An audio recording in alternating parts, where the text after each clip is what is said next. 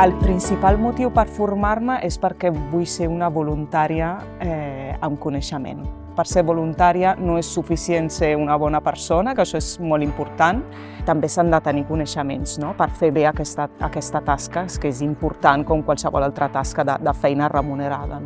Adquireixes com recursos, coneixements, informació i també que et sents més confiança en tu mateixa, no? La motivació és entendre la mentalitat, els valors, les actituds amb les que has d'integrar per establir relació amb les persones que acompanyes. Penso que de tots els cursos sempre se n'aprèn.